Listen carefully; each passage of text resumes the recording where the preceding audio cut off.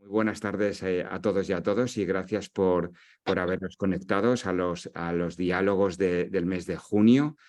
Una actividad pues, que bueno, consiste en una charla con carácter informal con un profesional, en este caso como la Copa de un Pino, que es Antonio de Calles, bueno, y de lo que se trata es que pasemos un buen rato y que nos podamos aquí ir con nuestras dudas o cuestiones resueltas. Yo, si me permite esto, Antonio, os lo quiero presentar y quiero leer una pequeña reseña de su biografía. Y también nos gustaría este año pues dar las gracias al grupo de Farmas que nos da la posibilidad de desarrollar los diálogos en ACAP. Luego ya pasaremos al turno de preguntas bueno, si me das me das el consentimiento, Antonio, voy a leer una breve reseña de tu biografía, si te parece, y luego ya pues entramos a que tú puedas darnos la bienvenida y luego ya pues yo empiezo a unas cuestiones que tengo aquí planteadas para que empecemos los diálogos. ¿Te parece? Perfecto, Bernard, adelante. Bueno, pues nada. Pues Antonio Calles es médico especialista en oncología médica en el Hospital General Universitario Gregorio Marañón en Madrid. Además, pertenece a la Junta Facultativa de la Sociedad Europea de Oncología Médica para el estudio del cáncer de pulmón y otros tumores torácicos, así como que sus intereses son la investigación clínica y translacional, las terapias dirigidas y la inmuno para el tratamiento de los pacientes con cáncer de pulmón. Buenas tardes, Antonio, cuando quieras y yo luego te formulo estas preguntas. Fantástico. Muchas gracias, Bernard, por la amable presentación y desde luego por la invitación. Lo primero de todo, me siento emocionado y me siento honrado de estar aquí porque hoy yo no soy el protagonista. Los protagonistas son todos los que estáis al otro lado de la cámara y que probablemente con vuestras experiencias y aprendizajes no solamente lo podráis transmitir a vosotros mismos y a vuestra vivencia, sino a otras personas que quizás no estén conectadas aquí y a otros que nos puedan ver posteriormente a través de la grabación del vídeo. Estoy emocionado porque habitualmente como médicos pues nos dirigimos de uno en uno, ¿no? En la consulta y en las maneras en las que tenemos organizada la asistencia, pues tratamos a las personas de una en una. Pero hoy estáis todos aquí y esto es un logro de AECAP importantísimo, que reúna a tanta gente. Esto no era posible hace unos años, muy pocos años, esto no era una realidad. Y hoy no solamente es una realidad, sino que es algo frecuente y algo que claramente va en progresión y que ayudará a muchas cosas, a visibilizar esta enfermedad, a desestigmatizarla, a favorecer segundas opiniones, el mejor acceso a los tratamientos y en última instancia que los pacientes puedan, las personas como vosotros podéis vivir más y mejor. Y eso es para lo que no, trabajamos de uno en uno y con nuestros éxitos, con nuestros fracasos, nuestras alegrías, nuestros sinsabores, pero sois el motivo de que estemos aquí. Entonces, AECAP es un éxito, yo creo que estos diálogos son maravillosos, es mi primera experiencia, por tanto, perdonadme si en algunas cosas estoy más torpón o no contesto adecuadamente. Y lo dicho, yo quiero dar las gracias también a Fran, para mí es un placer conocerle, Rodrigo, bueno, pues sabéis lo maravilloso que fue y desde luego que este diálogo sirva también para honrarle y que, bueno, pues que gracias a personas como él también se han movido muchas cosas en este país y ha ayudado a generar grupos de pacientes empoderados, con capacidad de mover, de ayudar a otras personas y que esto siga creciendo y que nosotros seamos simplemente vuestros facilitadores, vuestras personas que os puedan ayudar a conseguir vuestros objetivos, pero que los protagonistas siempre sois vosotros para todo lo que hacemos en el día a día. Así que no quería dejar pasar esta oportunidad sin poner en perspectiva dónde estoy aquí, independientemente de lo que yo haga o haya hecho, los protagonistas sois vosotros y tenéis que salir aquí con las dudas resueltas, con la mayor información veraz, que también es importante, los medios que manejamos de información, que la información sea veraz, y también desbrozar las cosas y ver lo que es importante de lo que no es importante, ¿no? Porque a veces uno, pues en estas situaciones, busca desesperadamente información y a veces hay información que es exagerada o que no está bien aterrizada y puede generar falsas expectativas. Entonces yo creo que estas reuniones en este formato son muy útiles para ir asentando conceptos e ideas muy importantes. Así que a partir de ahora estoy a vuestra plena disposición. Disparad. Pues muy bien, Antonio, muchísimas gracias. Y también, pues en honor a Rodrigo, porque yo también tuve la ocasión de conocerlo y efectivamente lo que Fran ha dicho es cierto. Él fue, digamos, un poco el nodo de unión entre lo que ahora es una realidad que son pues los grupos que tenemos ahora, que además, como decía yo al principio, ahora somos ya más que amigos, Antonio. O sea, es decir, después de 2 años y pico, pues ya tenemos estos grupos consolidados y trabajamos muy a gusto y con ideas. Por eso, ahora mismo te voy a plantear una serie de preguntas bueno, pues que para romper el hielo, ¿no? Para ver también, pues, como te decía antes, ¿no? Como eres un oncólogo de la nueva hornada, ¿no? De las nuevas generaciones, ¿no? Y yo a ti te estimo un montón y sé lo activo que eres. Pues nada, quería hacerte unas preguntas, ¿no? Y tú a ver qué opinión tienes sobre las terapias celulares. ¿Qué opinas también sobre las vacunas? Es todo sobre investigación, que también es algo que aquí motiva e incentiva, ¿no? Y luego que nos hables un poco también del centro este nuevo que ha abierto el Gregorio Marañón. ¿Qué es? ¿A qué se dedica? Si es como un ápice del hospital, no lo sé. Son cuestiones que nos gustaría pues un poco que abordes y luego ya daré el paso a cada uno de los y las pacientes que quieran preguntar para que bueno, pues puedas contestar. ¿Te parece? Fenomenal. Fenomenal, pues iré contestando en orden a las cuestiones que has planteado. Bueno, en primer lugar, la investigación es fundamental para esta enfermedad. Estamos aquí gracias a los avances que se han hecho en los últimos años, en las últimas décadas, en diagnóstico, en tratamientos con terapias dirigidas, tratamientos con inmunoterapias, tratamientos con nuevos agentes citotóxicos. Esos abordajes a veces son sponsorizados por la industria farmacéutica en muchas ocasiones, otras veces son grupos académicos, cooperativos, como el Grupo Español de Cáncer de Pulmón, pero el objetivo de toda la investigación siempre es mejorar los resultados que tenemos en salud. Desafortunadamente, el cáncer de pulmón en muchas etapas de la enfermedad pues no tienen los resultados que nosotros desearíamos y hay mucho por mejorar. Por tanto, lo estándar es estándar, pero es fácilmente mejorable. Tenemos que mejorarlo y para eso está la investigación. De los grupos de tratamientos que están ahora un poco más en boga o que son más prometederos o pujantes, muchos tienen que ver en el campo de la inmunoterapia o de la inmunoterapia del cáncer, ¿no?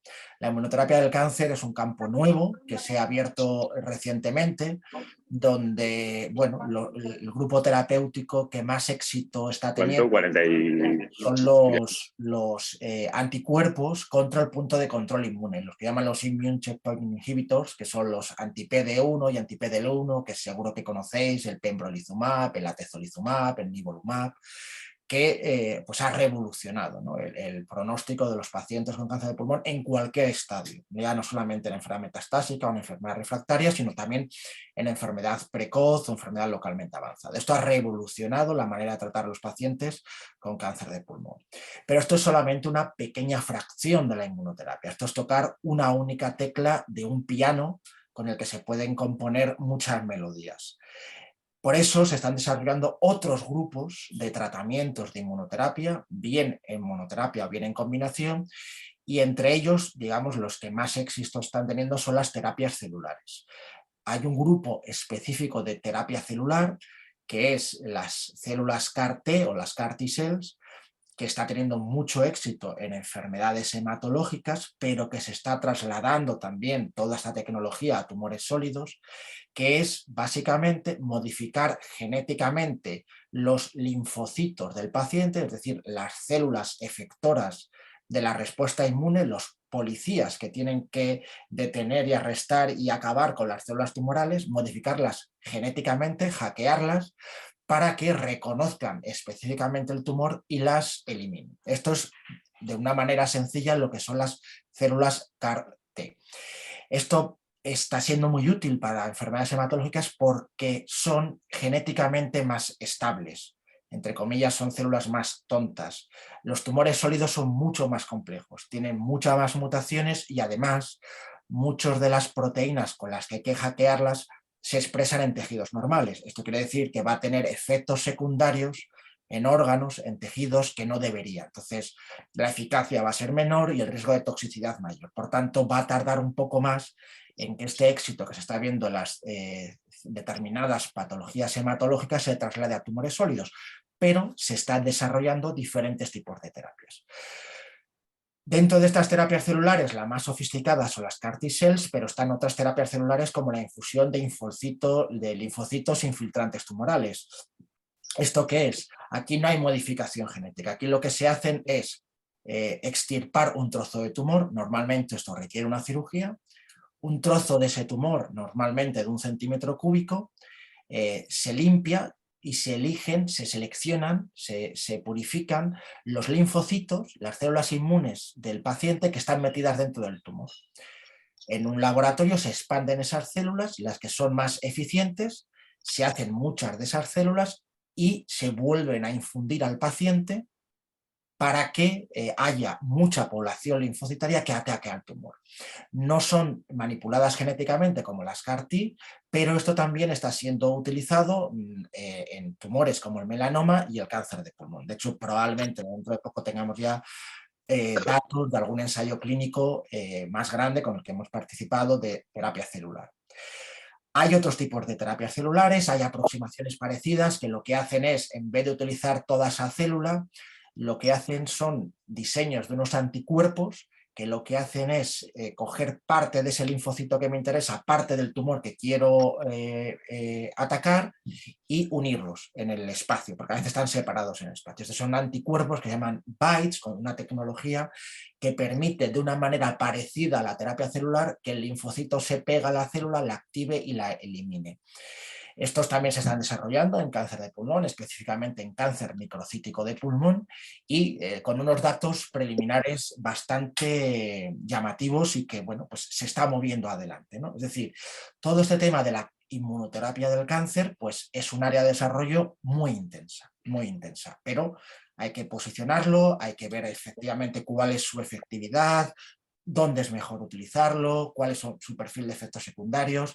Y luego, muy importante, estas terapias son de difícil administración, requieren una organización y una logística que actualmente no se permite su administración habitualmente en hospitales de día. Es decir, no son terapias ambulatorias, estamos hablando de terapias que requieren hospitalización. Y esto a día de hoy, para un sistema sanitario como el nuestro, si llega a ser el caso, pues no es fácilmente abordable. Habrá que rediseñar y habrá que magnificar cómo tratamos a los pacientes para que se puedan beneficiar de esto. Pero es una realidad ya en tumores hematológicos. Son mucho más infrecuentes que el cáncer de pulmón y la indicación de estos pacientes es muy estricta por el momento. Por tanto, son pocos pacientes, pero si estas indicaciones se expanden en el futuro a otras patologías como el cáncer de pulmón, pues habrá que pensar cómo administramos esto. Pero esto es hospitalario, esto es de administración hospitalaria, a veces requiere incluso administración en las unidades de cuidados intensivos porque se producen efectos secundarios. Vamos ganando conocimiento y experiencia al final, como todo. Al principio también la quimioterapia la administrábamos ingresados y ahora la quimioterapia se administra ambulatoria.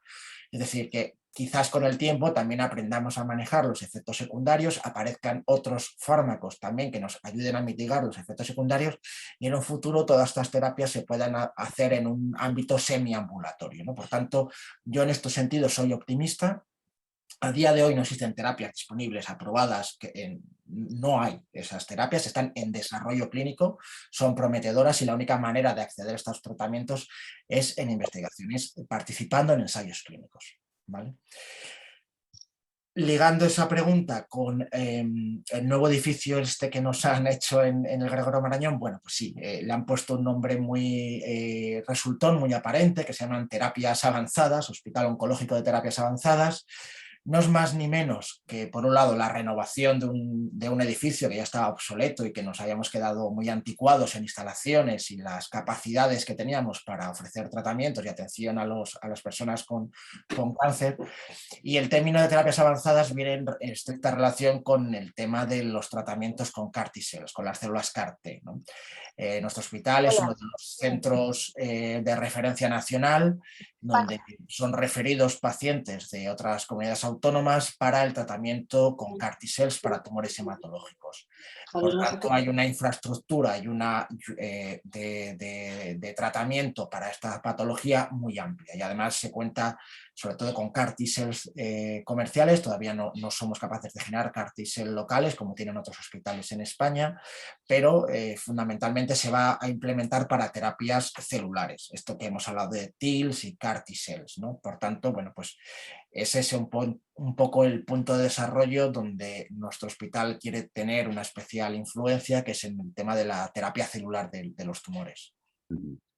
Muy bien, pues Antonio, seguramente hagamos una visita, si a ti te viene bien, y la organizamos, igual que, porque seguramente vayamos a hacer una ruta por hospitales así de referencia de España. Empezamos en Madrid hace poco, que fuimos al 12 de octubre, nos enseñaron ahí el doctor Luis Pazares. Entonces, pues seguramente pues ya me pondré en contacto contigo, porque ayer surgió esa posibilidad, ¿no?, de poder hacer esta actividad, y que, bueno, pues en un momento dado, pues que nos enseñes el centro, ¿no?, que veamos lo que se hace y que toquemos un poco lo que es la realidad, ¿no?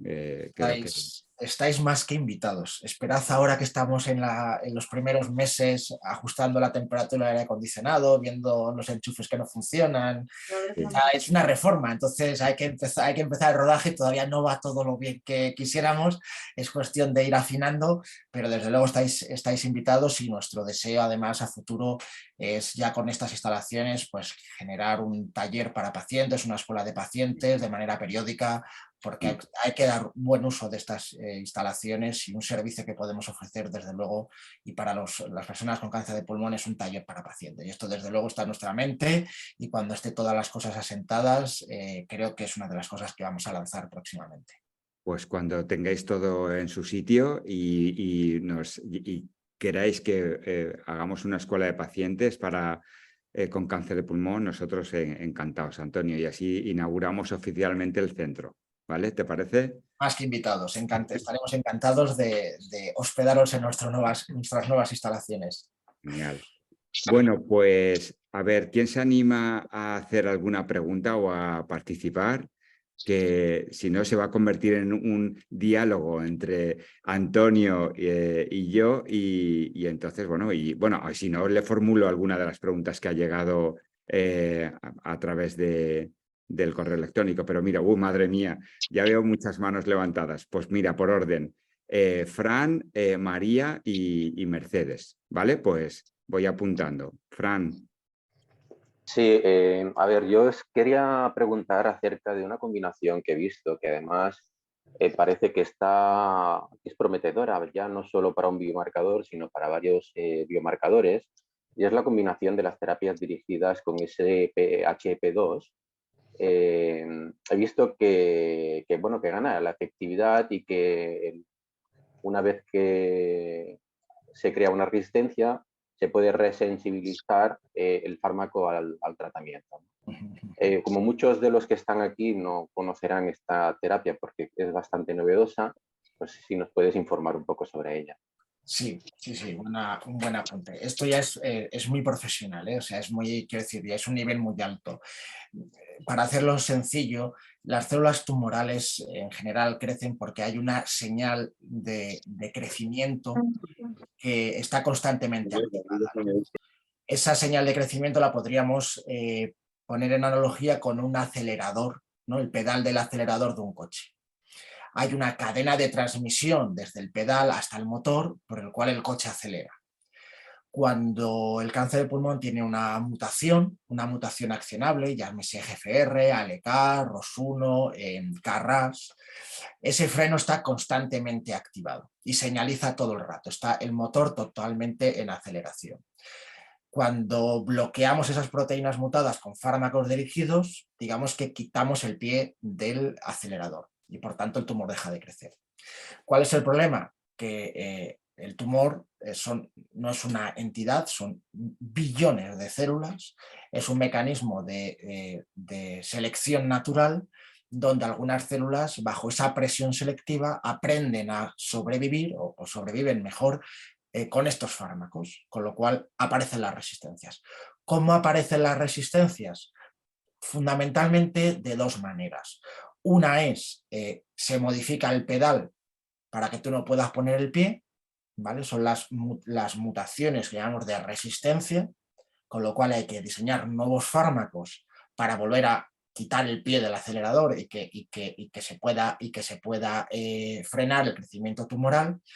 Pero hay otro mecanismo que son los mecanismos de bypass, ¿no? El sistema de transmisión se activa automáticamente en otros puntos. Por tanto, ocurre o bien en paralelo o bien por debajo de la cascada de señalización. Por tanto, aunque bloqueemos mucho el pedal del acelerador, el coche sigue acelerado porque hay otros mecanismos que activan esa transmisión. Cuando combinamos fármacos que inhiben esos puntos de transmisión, en teoría revertimos las resistencias o incluso incrementamos la eficacia de estos fármacos. Esto es cierto sobre todo a nivel preclínico, es decir, a nivel investigacional, en líneas celulares, en tumores derivados de pacientes que se cultivan y se hacen crecer en ratones modificados. Se ve que cuando se combina el bloqueo de la terapia dirigida con un inhibidor de esas vías de señalización, son más eficaces, ¿vale? Una de esas vías canónicas importantes es SHP2. SHP2 al final lo que hace es conceder un estado de activo o inactivo a esa vía de señalización. Y es muy importante porque es troncal, ocurre en el tronco principal de esa cadena de señalización. Por tanto, si yo evito que esa fosfatasa funcione y permito que esté completamente inactiva, puedo revertir la resistencia. El problema es que en la clínica es mucho más complicado y tenemos dos cosas. Hay mecanismos más redundantes, cuando hablamos de niveles preclínicos, hablamos de sistemas muy homogéneos donde solo se afectan aquellas cosas que nosotros queremos que se afecte, pero la biología humana es mucho más compleja que los ratones o que las líneas celulares. Existen otros mecanismos, otra biología mucho más redundante, más compleja y a veces no se obtienen esos efectos. Y el otro punto es las toxicidades. Estas vías troncales afectan a señalización también de las células normales, con lo cual podemos incrementar la toxicidad de las terapias. Toxicidad que puede ser en forma de mucositis, aparición de llagas en la boca, diarrea, toxicidad gastrointestinal, toxicidad cutánea, en fin, podemos incrementar la toxicidad, pero desde luego la inhibición de SHP2 con terapias dirigidas o con inhibidores de MEK o inhibidores de RAS está siendo explorada y está evaluándose la eficacia y la toxicidad de estos medicamentos. Como he dicho, solamente está disponible dentro de ensayo clínico y para pacientes con determinadas alteraciones moleculares. Desde luego es una oportunidad, si os ofrecen un ensayo clínico con estas moléculas, de intentar mejorar la manera que tenemos de bloquear estas mutaciones. Pero ya digo, una población muy especial, pacientes con mutaciones accionables y normalmente en pacientes que ya han tenido una resistencia o se prevé que va a haber una resistencia precoz, pero no se puede hacer una recomendación de que este tratamiento ni esté disponible ni se deba administrar. Una duda que siempre tengo encima es, por ejemplo, yo ahora llevo 7 años estable con la terapia dirigida, ¿no? Y quedan restos de enfermedad, pequeños restos de enfermedad, que dices, bueno, ¿qué será? Porque están ahí esas clonas, que podríamos eliminarlas con alguna combinación. Yo, por ejemplo, cuando debuté con la enfermedad, tenía 2 nódulos de 2 centímetros en tiroides, que tras hacer 6 ciclos de cisplatino, pemetrexed, desaparecieron y 10 años después no han vuelto a aparecer, ¿no? Y a veces me pregunto si añadiendo a esta terapia dirigida que me funciona tan bien, pues una quimioterapia, un SHP2, estos pequeños restos de enfermedad que hay, ¿no?, conseguiríamos eliminarlos o por lo menos retrasar mucho las posibles mutaciones que puedan tener estos clones a futuro, ¿no? Tu comentario tiene todo el sentido y no solamente es que tenga sentido, es que son líneas de investigación actuales. Una de las, al menos en EGFR, hay un estudio clínico que ya sabemos que son resultados positivos, pacientes con la mutación de EGFR, asociar quimioterapia convencional al tratamiento estándar con osimertinib parece que tiene mayor eficacia que el propio osimertinib, al menos en lo que se refiere a el tiempo de control de la enfermedad.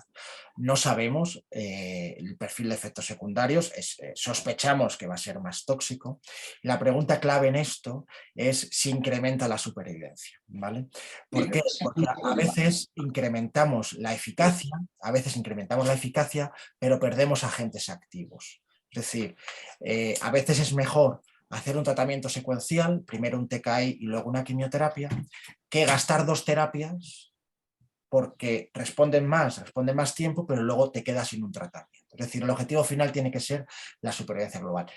Ya he dicho, estos son datos que se han comunicado como una nota de prensa, estamos pendientes de ver los resultados finales, interpretar por dónde van los tiros, pero desde luego la intensificación del tratamiento, seguro, como tú has comentado y explicado muy bien, seguro que tiene un beneficio.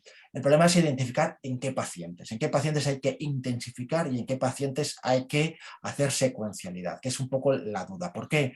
Porque la biología de la enfermedad persistente es poco conocida. Es decir, cuando tratamos un tumor que tiene una mutación accionable y quedan células persistentes, y esto lo sabemos a través de pacientes que se han operado y que tienen todavía tumor ahí, ese tumor sigue teniendo la mutación, pero por algún motivo la medicación no destruye esas células. ¿Por qué no destruye esas células? No está del todo comprendido, ¿vale? Es verdad que asociar tratamientos como quimioterapia, SHP2 u anticuerpos anti-EGFR, etcétera, podría ser una manera de erradicar esas clonas persistentes. No digo resistentes, digo persistentes. Es decir, están capacitadas para sobrevivir bajo una presión que debería eliminar esas células. No lo entendemos bien. A veces lo que hacemos en pacientes que tienen oligometástasis, es decir, le quedan poquitos focos de tumor y no hay focos de enfermedad en otros sitios, es darles radioterapia a dosis radicales, para quitar, digamos, esas clonas resistentes, o incluso cirugía. Yo en este caso tengo la duda, Antonio, porque, a ver, yo los 6 ciclos de cisplatino pemetrexed prácticamente eliminaron la enfermedad por completo. Me tuvieron 9 meses sin meterle nada al cuerpo, es decir, sin tratamiento alguno, y al cabo de 9 meses, lógicamente, hubo progresión, ¿no? Porque quedaría algo por algún sitio, ¿no? Y después no han vuelto a repetir esa terapia nunca más. El cisplatino pemetrexed nunca me lo han vuelto a aplicar, ¿no? Pero yo creo que quizás teniendo la enfermedad estable, con una enfermedad mínima residual y sabiendo que un tratamiento me funcionó y prácticamente eliminó algo que estaba muy extendido, como un tumor grande de 4 centímetros, creo que era, 4 o 6, no recuerdo. Quien dice que no añadiendo esta quimioterapia que me funcionó tan bien, una enfermedad bien extendida y con buenos tamaños de tumor y prácticamente lo eliminó, quien dice que no añadiendo esta quimioterapia a lo que hoy en día prácticamente me tiene mantenida durante muchos años con tan solo 25 miligramos de lorlatinib, una dosis muy baja, ¿eh? Quien dice que no consiguiéramos eliminar la enfermedad por completo. Es razonable lo que planteas. Yo lo discutiría quizás con tu equipo médico para ver qué opciones hay. Yo lo miraría de otra manera. Yo me lo plantearía para conseguir un objetivo. Es decir, yo creo que merecería la pena jugársela a incrementar toxicidad con la quimioterapia, porque la quimioterapia junto con el TKI va a incrementar la toxicidad para llevarte a un objetivo. Es decir, si veo que la enfermedad residual es potencialmente resecable y te podemos operar, y que reducir el tamaño tumoral va a permitir una cirugía más segura y más radical, te pondría quimioterapia. Es decir, para conseguir ese objetivo. Entre comillas, gastar 4, 5 ciclos, 6 ciclos de quimioterapia, no sabemos muy bien lo que puede aportar. Te puede aportar toxicidad y a lo mejor no aporta ese beneficio que teóricamente puede existir, ¿no? O sea, al final, todas estas preguntas se deben resolver. Yo les he hecho la consulta, lo que pasa es que a buenas y a primeras me saltan con que si el protocolo no, etcétera, ¿no? ¿Me entiendes por dónde voy? Sí, o sea, lo que iba a decir, al final estas preguntas se deben resolver en ensayos clínicos, en estudios de investigación. Es decir, pacientes como tú, que un grupo de pacientes continúa tratamiento y otro grupo de pacientes se están sometidos a una intensificación de terapia en combinación con quimioterapia. Yo el problema que le veo es que cuando me hablan de evidencia científica, vamos a ver, cuando uno ya lleva muchos años con la enfermedad, el problema es que la evidencia científica se la toca crearla él mismo, porque los que vienen por detrás no la van a crear, toca crearla al que va por delante. Y en ese caso me ha tocado a mí crear la evidencia científica. De hecho, pues ya creé evidencia científica cuando en lugar de continuar con crizotinib y radiar el cerebro, pues cambiamos directamente a los lorlatinib y creamos esa evidencia científica. ¿Qué ocurre? Que me va a seguir tocando crear esa evidencia científica, porque es que por delante mío no hay nadie. No hay nadie. Claro, al final esto en medicina, esto ya no es oncología ni cáncer de pulmón, en general, en medicina todas las decisiones se toman en base a los riesgos y a los beneficios. Es decir, el justo balance entre qué arriesgamos y qué ganamos, ¿vale? Si una persona tiene mucho que ganar y poco que perder, pues la decisión es fácil. El problema es cuando el beneficio es dudoso o no sabemos a dónde nos lleva y puede incrementar la toxicidad, ¿no? Ahí es donde existe la mayor duda, pero al final todo radica en una buena relación con el equipo médico para poder discutir todos estos puntos y llegar a un acuerdo, ¿no? Es decir, entender bien qué se ganaría con tratamiento, qué no se ganaría con tratamiento, lo que se sabe, lo que no se sabe y tomar una decisión consensual. Es decir, yo ahora mismo no podría decirte esto es mejor, esto es peor, hay que valorarlo. Pero Antonio, pero que se puede hablar, no es necesario esperar siempre a que haya una progresión, se puede hablar, ¿no? Se puede hablar. O sea, pues es importante yo creo que todas las situaciones se pueden hablar. O sea, lo primero siempre es la comunicación, preguntar, oye, tengo esta idea, ¿por qué sí, por qué no? Ver si cuadra con tus pensamientos y con tus objetivos. Y en caso de que te surjan dudas o que manifiestamente muchas veces expresamos, mira, no lo sé, es decir, lo que me estás planteando para mí es una incógnita, no puedo darte una respuesta cierta, ¿no? Pedir una segunda opinión. Una persona que tenga otra visión, que lo vea desde fuera, que pueda decir, bueno, pues efectivamente esto es razonable, esto se puede hacer, tenemos experiencia con esto o estamos trabajando en esto. Es decir, al final siempre la base es la información y la comunicación, ¿vale? Porque son situaciones muy particulares, muy difíciles. Pues muchas gracias, Antonio.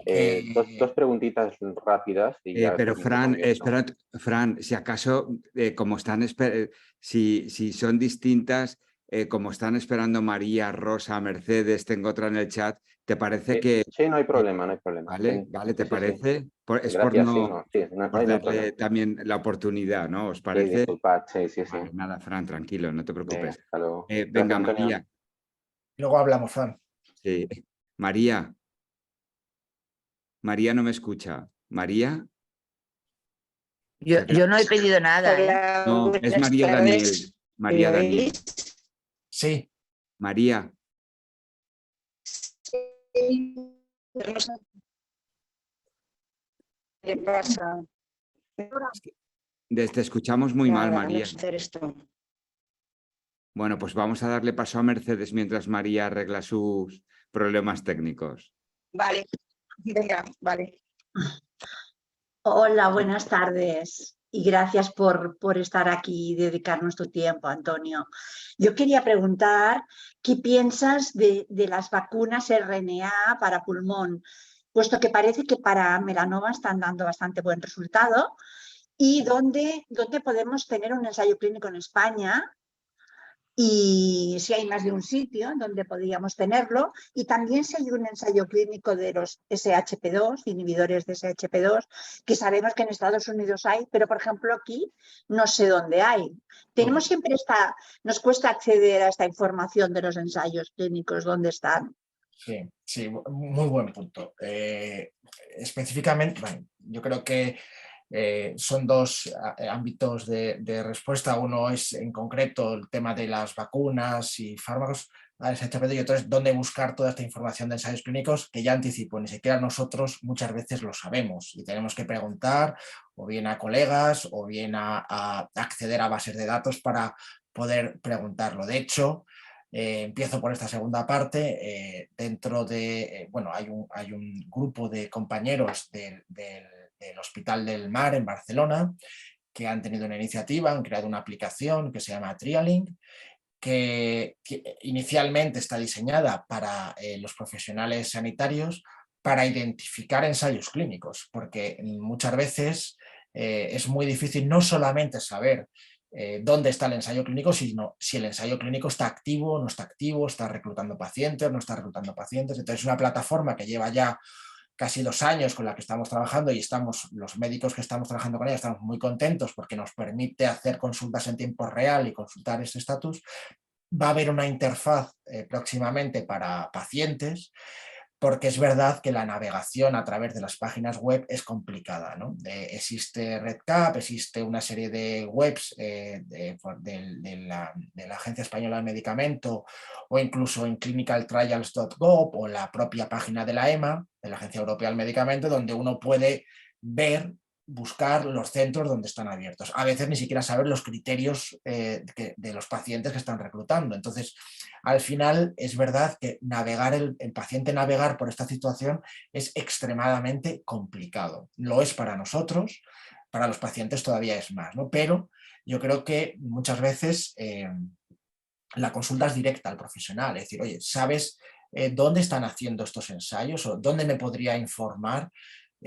Nosotros a lo mejor no lo sabemos, pero sí que podemos informarnos, ¿no? O acceder directamente al sponsor, a la industria farmacéutica, a la compañía farmacéutica que está desarrollando ese fármaco, y nos contestan, pues mira, en España ahora mismo no hay ningún centro, o hay un centro en Barcelona, uno en Valencia, uno en Madrid, donde sea, y con esa información podemos volver al paciente y decir, mira, me han dado esta información. No te puedo decir más porque a lo mejor no puedo acceder al protocolo del estudio, no está fácilmente disponible, y hay que hacer una consulta presencial o por email, telemática, para ver cómo es. Es decir, es un tema, el de la navegación de los pacientes a través de los ensayos clínicos, que es un reto. Lo es en Estados Unidos, lo es en el mundo anglosajón y lo es aún más en el mundo mediterráneo, en nuestro entorno, ¿no? Pero se están intentando mejorar. Pero al final yo siempre les digo a los pacientes, pregúntale a tu médico, qué sabe de esto, dónde está esto. Específicamente el tema de las vacunas RNA, pues es una bonita pregunta. Hoy hemos tenido una reunión además con una de las compañías farmacéuticas que está desarrollando estas vacunas individuales de mRNA. Se van a abrir en Europa dentro de poco. Hay algunos centros que están en fase 1 en España, en Madrid y Barcelona fundamentalmente. Pero se van a hacer más grandes estudios, van a hacer ensayos clínicos ya fase 3, fases grandes. Están pendientes de la aprobación a través de la EMA para todo el territorio europeo, porque ha cambiado un poco la regulación de la aprobación de ensayos clínicos, y van a estar disponibles esos ensayos clínicos dentro de muy poco, ¿no? Nosotros somos uno de los centros del que vamos a desarrollar vacunas personalizadas de cáncer de pulmón con la tecnología de Pfizer y Moderna, ¿no? O sea, al final son los que desarrollan este tipo de tecnología, y que inicialmente se hizo precisamente para el cáncer, pero surgió el COVID. Entonces adaptaron esa tecnología para el tema del virus, pero el virus del COVID es mucho más fácil que el cáncer, desafortunadamente, y ha tenido más éxito en la inmunoterapia del COVID, de la infección del COVID, y del cáncer. Pues bueno, los resultados iniciales son prometedores. Siempre en tema de inmunoterapia hay que fijarse en el melanoma siempre es el tumor, digamos, punta de lanza de todos los desarrollos de inmunoterapia, porque es el tumor donde más investigación hay en inmunoterapia, y porque tiene una base inmunológica muy fuerte, pero después del melanoma suele ir el pulmón. Por tanto, vemos a nuestros compañeros de melanoma que ya están empezando a utilizar vacunas mRNA, nosotros ya hemos solicitado tener ese acceso a esas vacunas y creo que dentro de poco será muy accesible participar en ensayos clínicos a través de diferentes centros del territorio nacional. Por tanto, es cuestión de tiempo que estos ensayos clínicos estén disponibles y que los pacientes puedan acceder a esta nueva tecnología, ¿vale? ¿Tendríamos que dejar nuestro tratamiento o podríamos combinarlo? Alguna vez se dijo Bueno, que se esto podría combinar. sí, esto es una pregunta muy importante porque es una pregunta que nos hacen siempre mucho los pacientes, ¿no? Al final, el ensayo clínico, para participar en un ensayo clínico, se requiere haber terminado el tratamiento anterior, habitualmente porque ha dejado de ser útil, es decir, porque la enfermedad ha progresado. Es decir, si el tratamiento está beneficiando en ese momento, no hay motivo para dejarlo y no se permitiría añadir estas terapias nuevas, ¿no? Porque se distorsiona un poco el objetivo del estudio, porque Claro. es homogeneizar a un grupo de personas con la misma patología, en la misma situación, a uno se le da una intervención, a otros a otra, y se comparan los resultados de eficacia y los resultados de seguridad. Si se mezclan los pacientes, las situaciones y demás, hay mucho ruido y no se permite ver cuál es la magnitud de la intervención, del tratamiento nuevo que se está dando, porque no sabemos si es realmente el tratamiento, era realmente por los otros tratamientos que estaba recibiendo el paciente, por su situación clínica, etc. Entonces, habitualmente, vamos, casi como norma, para participar en un ensayo clínico hay que haber abandonado la terapia previa, normalmente porque el tumor ha progresado. Otra situación que es menor es porque la toxicidad sea inaceptable y este tratamiento suponga un beneficio, pero normalmente es porque el tratamiento anterior ha dejado de funcionar, no se pueden combinar. ¿Y en cuánto tiempo? Que dices muy poco tiempo, ¿lo tendremos? ¿Que un año? Sí, de aquí a un año estos ensayos clínicos, si todo va bien, van a estar disponibles. Sí, a gran escala. Muy buenas noticias. Muchas gracias. Sí. Pues gracias, Mercedes, gracias. Muy buenas noticias, porque además quiero decir que esta cuestión la hemos planteado muchas veces, pero ahora ya tú nos has dado por lo menos un horizonte, ¿no?, temporal. Sí. Bueno, pues María, ¿tienes problemas tecnológicos o todavía no? No sé, decírmelo vosotros, ¿me escucháis? Ya está, fenomenal, sí, ya te escuchamos, sí. Bien, he salido al patio y aquí tengo cobertura. Muy bien, pues hala, apunta. Bueno, a ver, mi pregunta es, soy GFR y llevo 2 años y pico con osimertinib. Entonces, pues ha habido una progresión y tal, y en la búsqueda de los ensayos me encuentro que un motivo de exclusión, la progresión ha sido una carcinomatosis leptomeningea. Y entonces me encuentro que el motivo de exclusión siempre es, es este, ¿no? Si tienes o metástasis cerebrales o si tienes carcinomatosis o tal. Entonces, ¿por qué en tratamientos o en ensayos en los que se ensaya con TKIs, que algunos pueden atravesar la barrera hematoencefálica, porque se nos excluye, estando asintomáticos, se nos excluye de esos ensayos? Es que nos queda reducido a muy poquito, ¿no?, en las posibilidades, estando bien, porque pues en mi caso, me estoy como una pera. Pero pero no puedo entrar en los ensayos pues así porque es. O sea, es un motivo de exclusión. Mira, esto es una cuestión recurrente en el tema de los criterios de elegibilidad de los ensayos clínicos.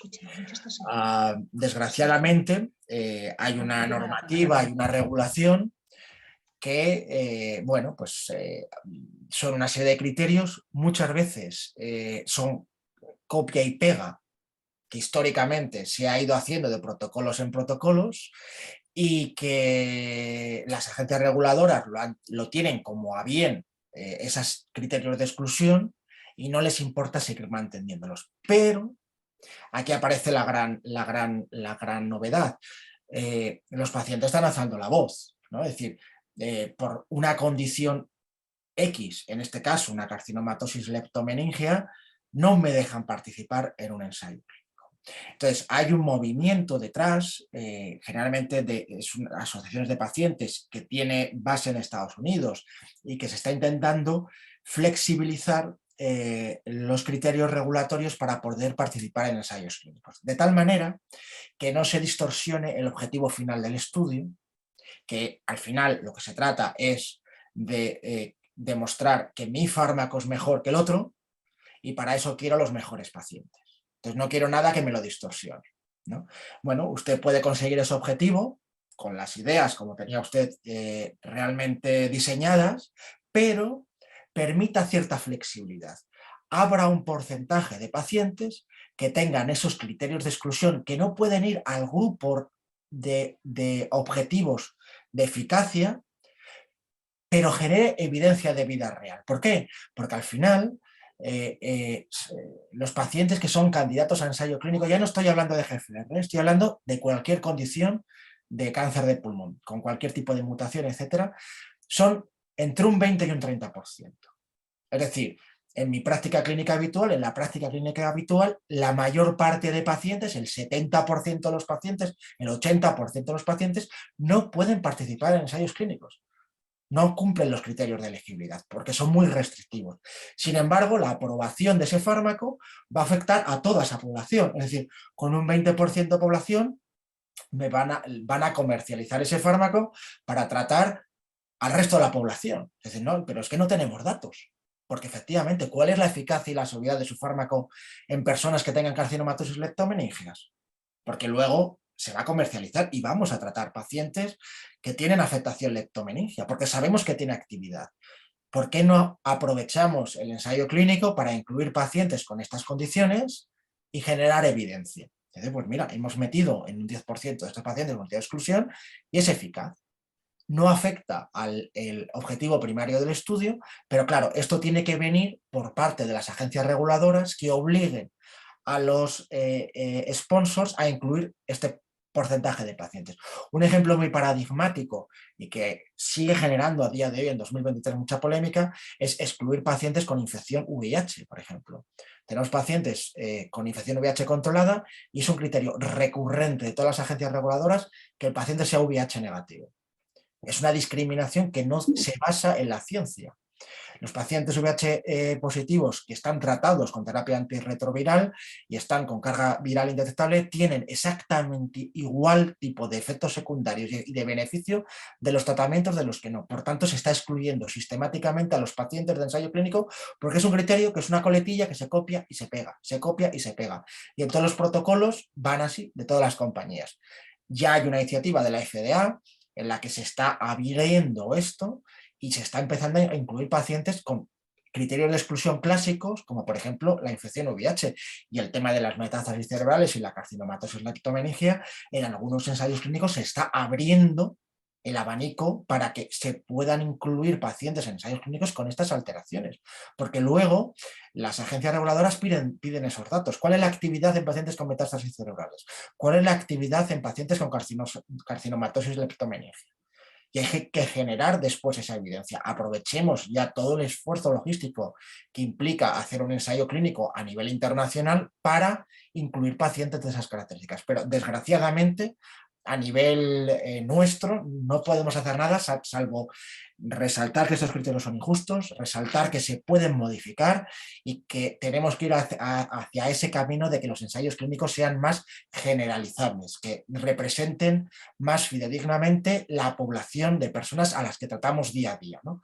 Entonces, yo de verdad que lo siento mucho porque es una cosa que nos ocurre a todos los investigadores también, que creemos que estas terapias, por su racional, se van a beneficiar también a pacientes, a personas que tienen esa afectación, pero no hay nada que hacer. Incluir pacientes de estas características es una violación mayor del protocolo, implica muchas cosas que, bueno, pues que no se debe hacer, pero ojalá en el futuro algunos ensayos clínicos, empiezan ya algunos ensayos clínicos a permitir pacientes que están estables, siempre bajo el conocimiento de la persona que va a participar, siempre que el investigador considere que hay un riesgo-beneficio aceptable, etcétera, empieza a haber algunos ensayos clínicos que permiten este tipo de afectación. Y en concreto, en ensayos con EGFR y ALK son los que están un poco abriendo esos criterios, pero estamos todavía en los inicios.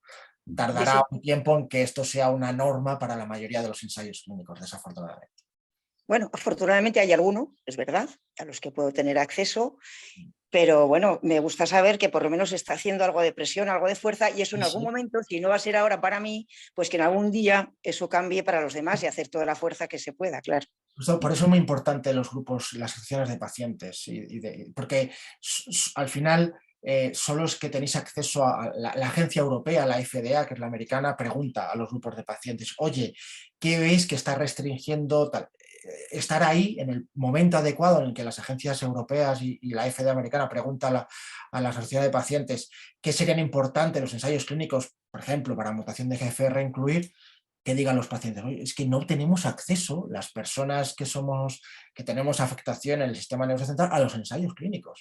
Entonces, la FDA, la EMA, replanteará que hay que incluir cláusulas para incluir personas con estas características, ¿no? Pero eso al final, el peso fundamental recae muchas veces en las asociaciones de pacientes, que afortunadamente cada vez se están consultando más, incluso los sponsors en el diseño de los ensayos clínicos, a la hora de diseñar el ensayo clínico, acuden a una determinada patología, a ese grupo de asociación de pacientes para preguntarle qué opináis del diseño de este estudio. Luego otra cosa es que lo tengan en consideración o no, pero esa consulta es histórica, antes no existía. Antes no existían, los criterios los elegían unos señores que tienen una visión de negocio y que quieren los mejores resultados lo más rápido posible, ¿no? Ahora ya existe una consulta no solamente a investigadores, sino también a asociaciones de pacientes en los que se tiene el input de los pacientes para una determinada patología. Afortunadamente, esto cada vez es más frecuente y la agencia, la EMA, cada vez lo va a requerir más, que los estudios tengan objetivos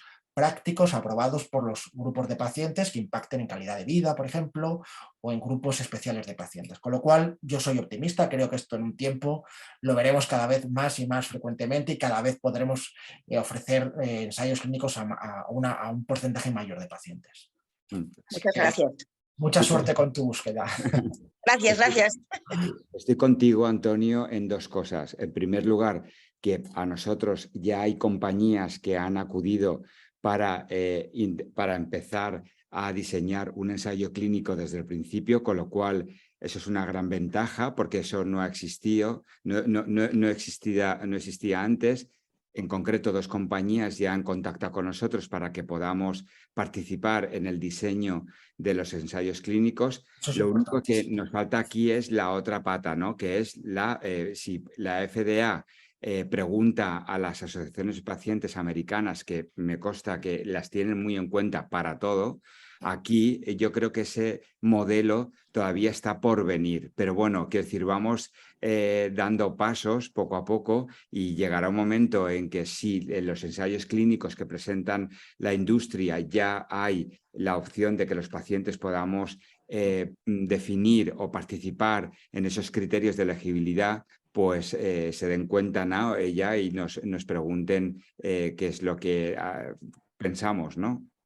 Esto siempre es así, el mundo anglosajón, en concreto el americano, siempre va primero. En términos quizás económicos, ¿no? Hay un dicho que dice que en términos de la economía, que cuando Estados Unidos estornuda, Europa se resfría, ¿no? Sí, exactamente. Sí, pues sí. En el tema de desarrollo de ensayos clínicos y de legislación, etcétera, van siempre por delante. Ellos siempre van un paso por delante y cuando ellos dan el paso, luego unos años después lo imita normalmente la regulación europea o nacional, etcétera.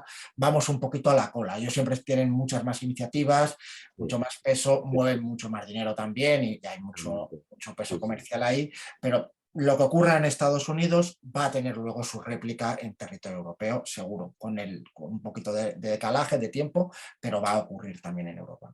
Genial. Pues mira, Antonio, estamos ya en una hora un poco más, pero bueno, es que queda Rosa y también queda una pregunta, no te importa, ¿no? Que alarguemos. No, adelante, por favor. Vale, fenomenal. No hay nada que me molestaría más que se quedaran preguntas en el aire. O sea que... No, sí, pues mira, vamos a darle el turno a Rosa, luego tengo una pregunta en el chat. Sí, tengo varias preguntas en el WhatsApp y luego daremos, si nos da tiempo, a Fran paso para que le resuelva esas dos preguntas y yo creo que ya daremos por terminado los diálogos, que luego a las 6:30 tenemos otra reunión. Bueno, pues nada, adelante, Rosa. Hola, buenas tardes, Antonio, y gracias por estar aquí. Mi pregunta es un poco dirigida a mi propia enfermedad, porque yo tengo adenocarcinoma de pulmón con una mutación ER2. Entonces, yo sé que hay un TKI, de hecho vosotros me lo propusisteis, lo que pasa que ya estoy con Enhertu y eso, y bueno, está bien porque es un ensayo clínico que creo que es muy, muy novedoso para los ER2, porque un TKI específico hasta ahora no existía. Y este ensayo ya lo tenéis vosotros. Y además, o sea, Estados Unidos ya lo llevaba anteriormente ya con ensayos clínicos, o sea, que lleva ya un tiempo. Entonces, mi pregunta es si sabes cuál es la actividad cerebral de este TKI nuevo. Pues muy buena pregunta. Bueno, Rosa, me encanta que estés aquí, lo primero, y verte que estás en tratamiento con terapia anti-ER2. Fundamental, es que es fundamental. Los pacientes tienen que preguntar por ensayos clínicos. Es decir, hay que preguntar a sus médicos qué me puedes ofrecer dentro de ensayo clínico, qué sabes que hay dentro de ensayo clínico, porque es que si no, ni siquiera las mutaciones de ER2 se están haciendo hoy a nivel nacional. Es decir, solamente, bueno, pues en determinados centros que se hace secuenciación masiva tumoral, etcétera, pues se pueden detectar esas alteraciones, si no pasarían completamente desapercibidas y se tratarían con el pool bueno, pues de terapias globales que tenemos para el cáncer de pulmón. Por tanto, identificar estos pequeños grupos de pacientes, pues son pequeños al final del día, son muy poquitos pacientes los que hay en España con estas alteraciones, pero conocer que uno tiene esa alteración le transforma el pronóstico porque se le abre un grupo de tratamientos que no tienen hasta ahora. Entonces, sí, ER2 es una terapia para la que teníamos malos tratamientos, no teníamos tan buenos resultados como tenía lógicamente el cáncer de mama ER2 positivo, pero es que la biología del ER2 en cáncer de pulmón es muy diferente, no tiene nada que ver con el cáncer de mama ER2 positivo. Por tanto, las terapias que funcionan en el cáncer de mama no tienen por qué funcionar en el cáncer de pulmón y viceversa. De hecho, este nuevo fármaco oral inhibidor de tirosina quinasa ER2 solamente se espera que funcione en pacientes con cáncer de pulmón. No hay idea de desarrollar este fármaco para el cáncer de mama. ¿Y el gástrico? En gástrico probablemente tampoco, porque la biología del gástrico es más parecida al cáncer de mama que el cáncer de pulmón, que es la amplificación del gen de ER2. Cuando hablamos de ER2, la alteración realmente patogénica, la que tiene sentido biológico, es la mutación que suele ocurrir en el dominio de tirosina quinasa de ER2, también hay mutaciones fuera del dominio de tirosina quinasa, y estos fármacos inhibidores de tirosina quinasa se espera que sean tan activos como han sido los inhibidores de tirosina quinasa para EGFR, ¿no? Como osimertinib, erlotinib, afatinib, etc., ¿no? Por tanto, es muy importante tener este nuevo fármaco. ¿Por qué? Porque dentro de los grupos de pacientes que hay en este ensayo clínico que acabamos de abrir en nuestro centro, hay dos grupos que se van a evaluar. Uno son pacientes que tienen la mutación de ER2 y que han sido previamente tratados con trastuzumab deruxtecan. Es decir, se entiende que el trastuzumab deruxtecan va por delante del desarrollo clínico y que la mayor parte de pacientes ER2 positivos se van a tratar con el trastuzumab. No, serán aquellos pacientes que estén en un ensayo clínico. Claro, bueno, es decir, no, o sea, es que no es lo mismo. Claro, primero hacer el ensayo clínico, luego lo comercial. Pero es que es más fácil esa vía. Entonces, sí, pacientes que vayan... pero en general a la gente no se les pone...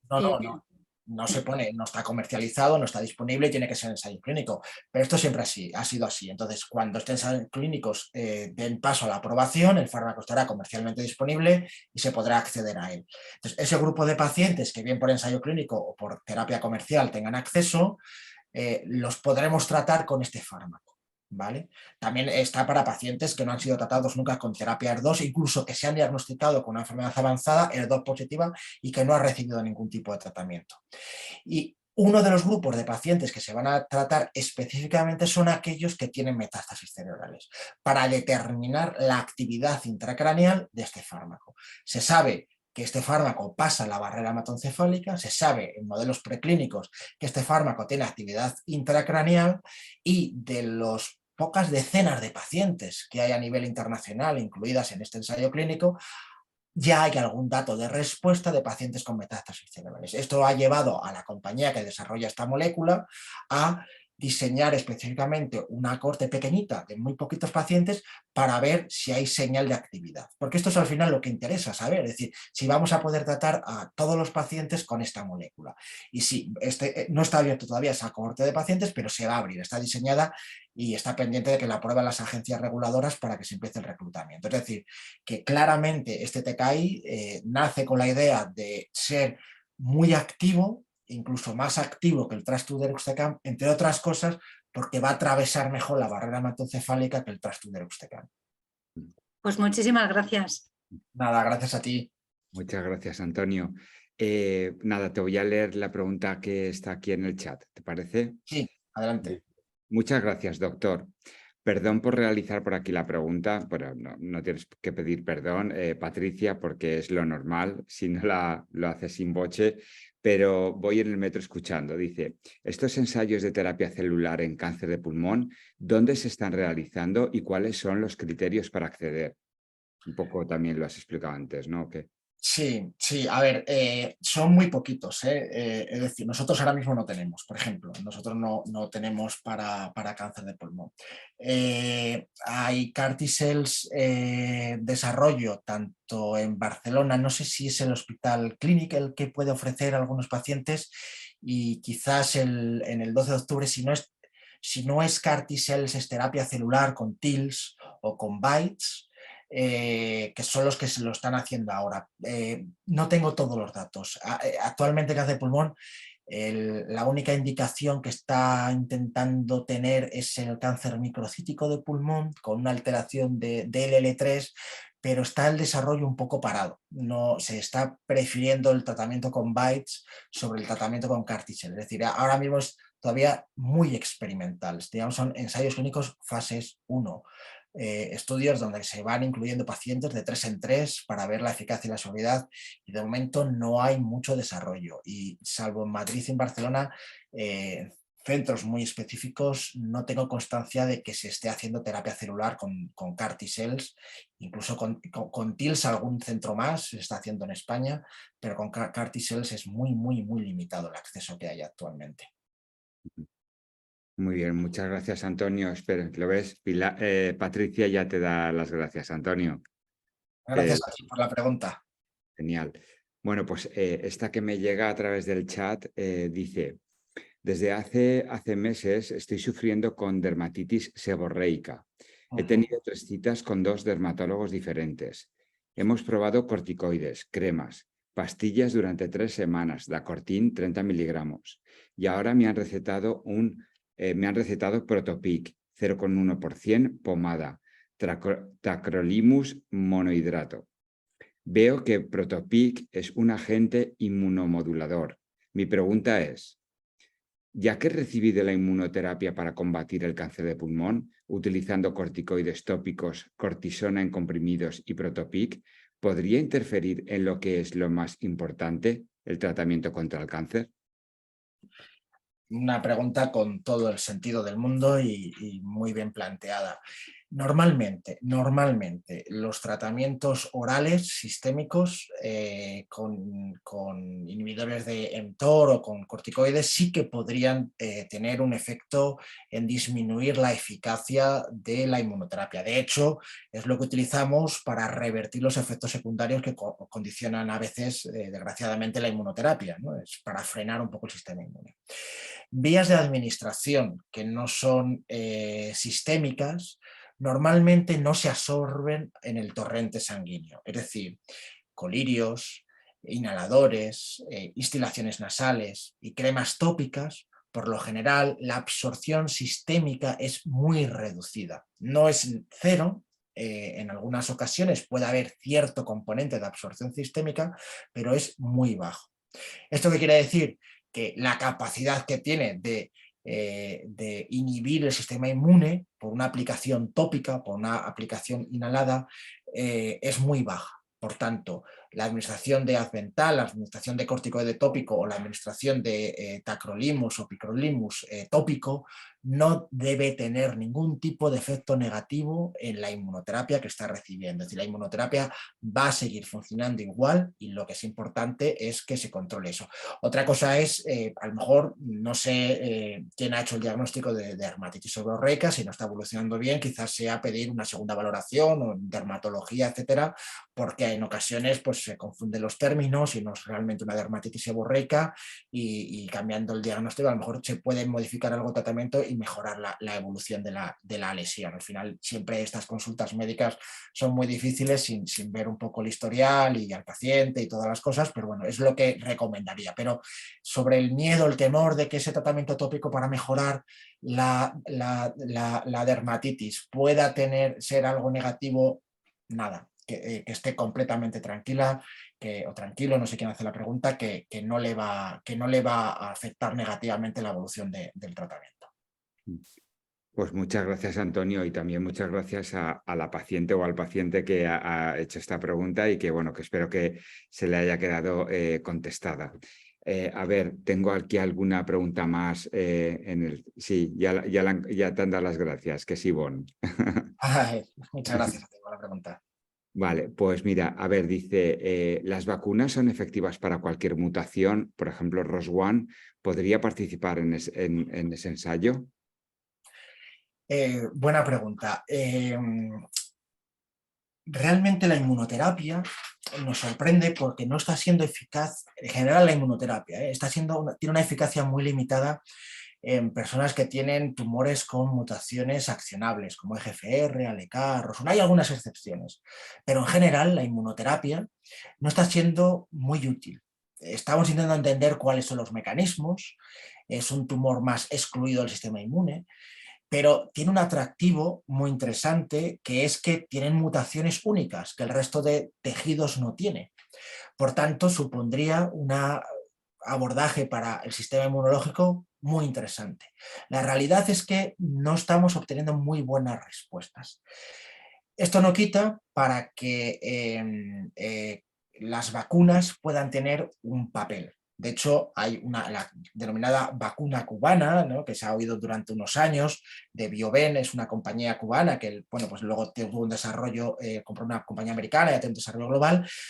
Tuvo un ensayo clínico positivo. Es decir, se basa a través de inmunizar contra la proteína EGF en pacientes que tienen alta expresión en sangre de EGF, y algo hace, ralentiza algo la evolución del tumor, pero es muy limitado. O sea, es muy limitado el beneficio, y las nuevas inmunoterapias, digamos, pues son más fáciles de administrar, etcétera, pues no ha tenido un desarrollo comercial muy importante.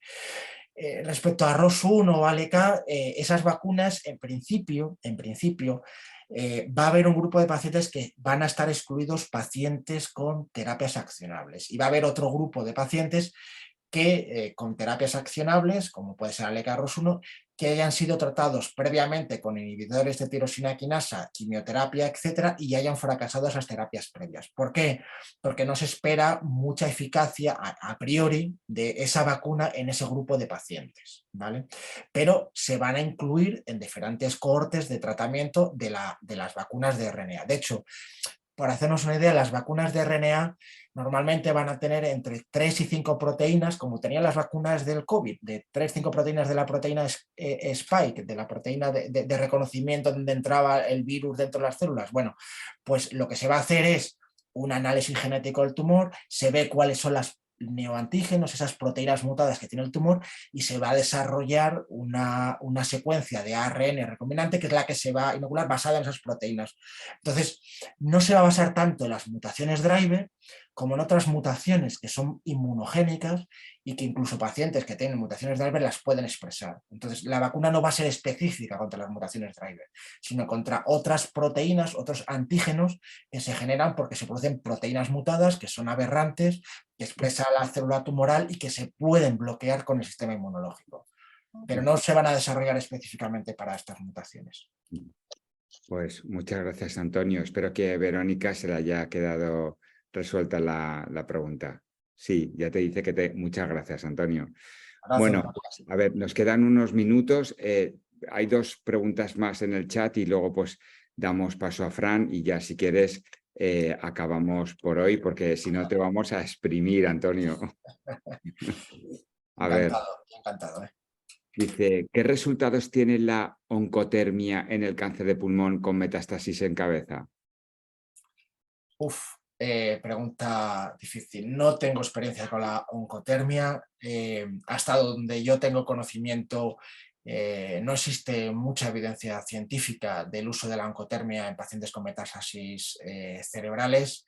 Sí es verdad que se ha utilizado quimioterapia hipertérmica, que es otro concepto. Esto es y selectiva, es decir, tratamientos de quimioterapia a altas temperaturas con una irrigación selectiva en determinados territorios anatómicos. Hay cierta eficacia de esas terapias, pero son terriblemente difíciles de planificar,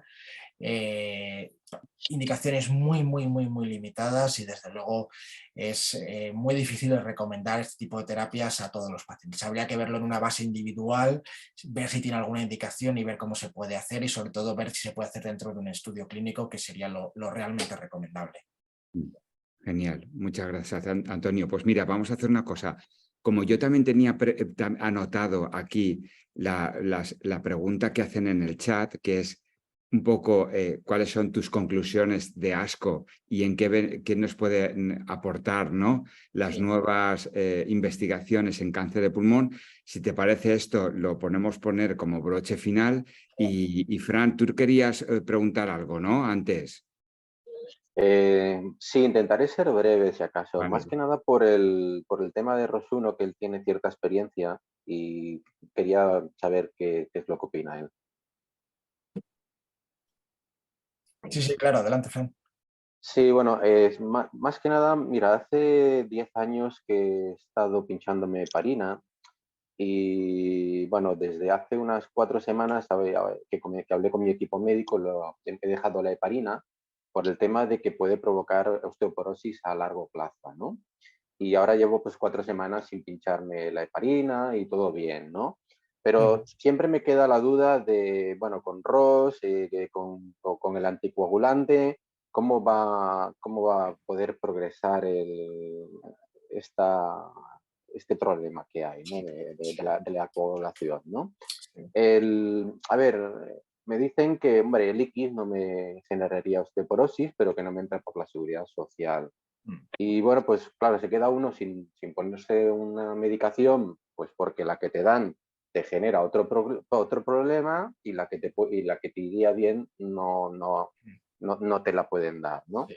No sé este limbo, ¿qué opinas y qué experiencia tienes tú con pacientes ROS1 y los anticoagulantes? Sí, pues sí, mira, esto es muy importante. En nuestro centro hay un investigador reconocido a nivel internacional y nacional dentro del grupo de trombosis y cáncer de la Sociedad Española de Oncología Médica, es el doctor Andrés Muñoz, que tiene mucha experiencia y ha liderado muchos grupos y tiene varios análisis, y uno de ellos es análisis de pacientes ROS1 a nivel nacional y que concuerda con otros estudios a nivel internacional de que los pacientes que tienen alteración de ROS1 tienen un riesgo incrementado de trombosis, en torno a un 20-30% de los pacientes tienen incrementado el riesgo de trombosis. Esto es alto, esto es un 20-30%, es un índice de trombosis muy alto, ¿no? Incluso se habla en algunos casos de recomendar anticoagulación profiláctica. Entonces, la indicación o la decisión de discontinuar el tratamiento con un anticoagulante siempre tiene que ser consensuada con una unidad de trombosis, con alguien que tenga mucha experiencia de trombosis, especialmente pacientes con mutaciones accionables, ROS1, y valorar los beneficios y las consecuencias de la administración y de la no administración. Desde luego, que el tema de la osteoporosis a largo plazo sea un motivo para discontinuar, desde mi punto de vista, es cuestionable, sobre todo porque hay terapias muy activas para controlar la osteoporosis, además de la ingesta de lácteos, vitamina D, bifosfonatos, etcétera. No sería un motivo real para discontinuarlo en una inmensa mayoría de pacientes y no creo que sea tu caso. Es decir, que no es una justificación como tal. Luego, hay una paradoja dentro del Sistema Nacional de Salud y es que el Eliquis u otros anticoagulantes orales son más baratos que la heparina. Sin embargo, la heparina más cara es y más incómoda de administrar, es la que está financiada por el Sistema de Salud. Es decir, acceder a un tratamiento de anticoagulante oral como el Eliquis, además de ser más cómodo y conveniente, es más barato, ahorramos dinero al sistema, ¿no? Existen, digamos, estrategias, o no sé cómo llamarlo, en las que algunas veces el visado se puede considerar si hay contraindicaciones a la heparina, reacciones, etcétera, y no se puede continuar con la administración de heparina para valorar estos anticoagulantes. Nuestra experiencia, tanto con el IQIS, con otros anticoagulantes orales no cumarínicos, es decir, que no sea Sintrom, es muy buena. Es decir, los pacientes pueden recibir lorlatinib, otros TKIs, sin que haya una alteración real de los niveles del fármaco ni del riesgo de sangrado de estos fármacos. Por tanto, yo creo que antes de discontinuar el tratamiento y tal, habría que valorar otras opciones porque en muchos casos se puede continuar con anticoagulantes orales directos que en vez de discontinuar con el tratamiento. Pero esto siempre recomiendo, incluso yo es algo que hago normalmente, consultar con la consulta monográfica de trombosis y caso a caso tomar decisiones consensuadas, porque es un tema pues, muy importante. Sabemos cada vez más que hay grupos de pacientes que tienen alteraciones de las trombosis y ROS1 es uno de ellos, ALK es otro, BRAF recientemente es otro, que vamos a publicar ahora otro estudio con BRAF, y en principio sí que recomendamos una anticoagulación indefinida, salvo que haya algún tipo de riesgo, etcétera, que hay que valorarlo de base individual. Bien, gracias. Muchas gracias, Antonio. Fran, ¿otra o ya has acabado? Bueno, por último sí que también he leído en algunos casos que inhibir la vía TRK puede provocar deterioro cognitivo. Simplemente saber un poco qué opina, ¿no?, de este aspecto. Vale, gracias, Fran. Bueno, yo no sé mucho de eso. Es decir, NTRK es un factor de crecimiento derivado de las neurotrofinas y que está muy ligado al desarrollo del sistema nervioso central y periférico. De hecho, los primeros inhibidores de NTRK fueron diseñados para controlar el dolor neuropático. De hecho, hay curiosamente fármacos patentados que ya han expirado hace muchos años por compañías que se arruinaron, que desarrollaron fármacos para el dolor neuropático basado en la inhibición de NTRK. Es verdad y es conocido que la inhibición de NTRK con fármacos que inhiben NTRK como la larotrectinib y entrectinib pueden tener efectos secundarios a nivel del sistema nervioso, tanto central y periférico.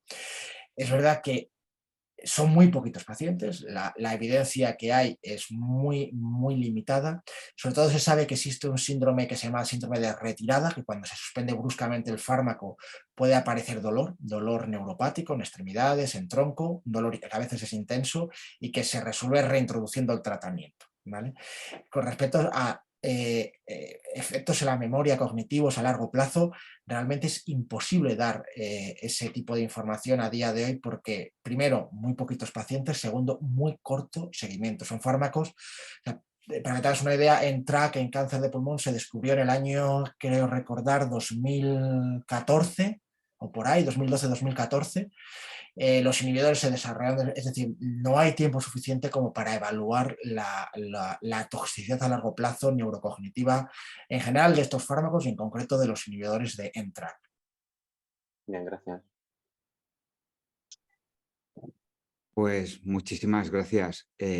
Pues Antonio, como te decía, si quieres ya para cerrar el diálogo, pues no sé, a ver, unas pinceladas de lo que puede venir o de lo que habéis visto en ASCO y ya pues damos por acá. ¿Te parece? Fenomenal, pues voy a ser sintético porque al final es verdad que lo que realmente importa es lo que tiene un impacto en la clínica y lo que decimos de terminar el congreso, lo que voy a hacer al día siguiente en la clínica, ¿no? Lo que realmente va a impactar. Este año ha sido súper importante el tema de la enfermedad precoz, es decir, pacientes que tienen un cáncer de pulmón localizado o localmente avanzado que se pueden operar. Ha sido, digamos, el gran boom porque va a cambiar la manera que tratamos a estos pacientes.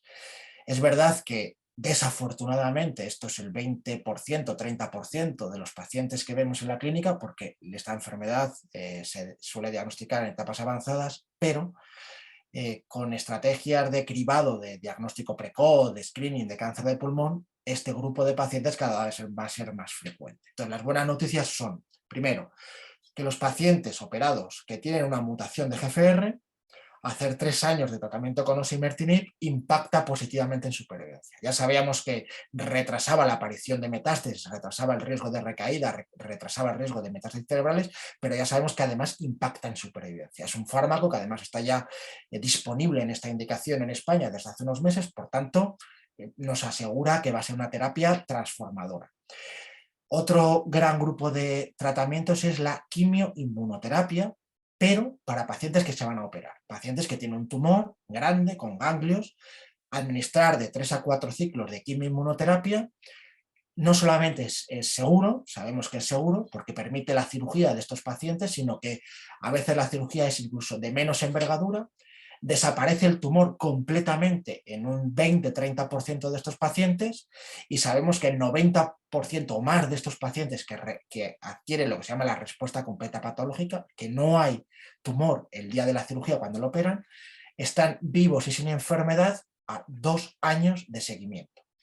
Todavía no sabemos datos de supervivencia global, pero estos datos nunca se han visto en cáncer de pulmón, se asemejan mucho a lo que ocurre con cáncer de mama. Cáncer de mama es el que más experiencia tiene de esto y sabemos que los tratamientos de inducción antes de la cirugía, cuando van a respuesta completa, tienen respuesta completa patológica, esos pacientes prácticamente la inmensa mayoría están curados, ¿no? Pues esto lo estamos viendo también en cáncer de pulmón localmente avanzado, potencialmente operable. A día de hoy todavía no existe ninguna terapia aprobada. Recientemente la EMA ha restringido el uso de nivolumab más quimioterapia solamente para los pacientes que tienen PDL1 positivo, algo que es cuestionable desde un punto de vista científico, pero digamos que es la gran revolución del manejo de la enfermedad precoz. Los cirujanos cada vez más van a tener que operar después de un tratamiento de quimio-inmunoterapia. Por tanto, EGFR, quimio-inmunoterapia para enfermedad precoz. En enfermedad metastásica, bueno, pues ha sido un asco de transición. Ha habido algún estudio bonito, algún estudio interesante, alguno controvertido, como es lo de las terapias con campos magnéticos de TTF, los campos magnéticos de tumor. Son unas pegatinas que se pegan en el cuerpo, estás conectado 18 horas al día a una máquina que emite unas especie de radiaciones de una frecuencia y bueno, pues es controvertido esto, es controvertido, ha tenido un impacto positivo en supervivencia, pero es un estudio con unas limitaciones, un grupo de pacientes que ya no tenemos, porque son pacientes en segunda línea con inmunoterapia, la inmunoterapia ya la ponemos directamente en primera línea, no sabemos muy bien cómo vamos a meter esto. Y luego el gran grupo de tumores, de tratamientos que hay con los que llaman ADCs, la quimioterapia ligada a anticuerpos. Es una nueva forma de administración de quimioterapia, que son fármacos súper potentes, que van pegados a un anticuerpo, que se sueltan en el tumor y que destruyen el tumor. Estamos teniendo cada vez más anticuerpos, hay un boom, hay decenas de estos fármacos, todavía no tenemos resultados de ensayos clínicos fase 3, en otros tumores como en cáncer de mama han sido positivos y estamos esperando esos resultados en cáncer de pulmón. Por tanto, muchos ensayos clínicos con los antibody drug conjugates. Y para otras enfermedades menos frecuentes, como es el microcítico y el mesotelioma, pues para microcítico destacar que hay esperanzas para un grupo importante de pacientes con DLL3, que son los BiTEs, son los anticuerpos estos que pegan el linfocito al tumor, que son parecidos a las CAR T-cells.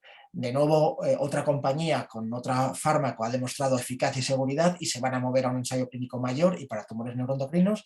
Y en mesotelioma se presentó un estudio de inmunoterapia con quimioterapia que era mejor que quimioterapia. Un beneficio modesto, no es lo mismo que cáncer de pulmón, pero algo a tener en cuenta. Por tanto, la inmunoterapia también se abre camino en el mesotelioma plural. Yo creo que esto, grosso modo, y sin entrar en otras alteraciones moleculares y tal, es lo más importante que va a cambiar el panorama de tratamiento de las personas con cáncer de pulmón. Pues muchísimas gracias, Antonio. La verdad es que, bueno, por lo menos ya estamos más informados sobre lo que allí se ha presentado y demás. Y, bueno, agradecerte esos avances y sobre todo quiero decir, se abre bueno, ya hace tiempo, ¿no? Con los nuevos fármacos y los nuevos tratamientos y toda la investigación en cáncer de pulmón, pero bueno, poquito a poco vamos avanzando y eso lo mejor es no quedarnos parados y seguir sin descanso. Si me permites un momento, Bernard, simplemente destacar que todos estos estudios que he comentado, el estudio de Daura, los estudios de quimioterapia e inmunoterapia neoadyuvante, etcétera, ha habido una participación muy importante de centros españoles. Es decir, muchos de los pacientes que han contribuido al cambio de tratamiento de paradigma son pacientes españoles que han sido reclutados en centros con investigadores españoles. Y esto es súper importante. Es decir, nosotros hemos participado en la Daura, en el TT-Fields, en todos estos, pero es una muestra de lo implicado que ha estado siempre la oncología médica española en los pacientes con cáncer de pulmón y cómo al final esta investigación cambia y transforma el pronóstico y las vidas de las personas. Así que gracias a todas las personas, si hay alguna viéndonos que haya participado en estos ensayos clínicos, es vital seguir participando en ensayos clínicos y os invitamos a que nos preguntéis todo lo que queráis de esto porque estaremos encantados de poder facilitaros el acceso a participar en ensayos clínicos. Pues muchísimas gracias, así lo haremos y yo creo que los ensayos clínicos son una ventana de oportunidad para muchos pacientes Antonio, y en España más, ¿no? Que es el segundo país del mundo en el que más investigáis y más ensayos clínicos tenemos. Tenéis nuestro apoyo siempre y nos cedemos a la ciencia pues todo aquello que podamos para no solamente beneficiarnos nosotros, sino a potenciales pacientes que puedan tener esta enfermedad, pues que puedan bueno, pues verse bueno, pues involucrados en los beneficios que la investigación nos puede dejar, ¿no?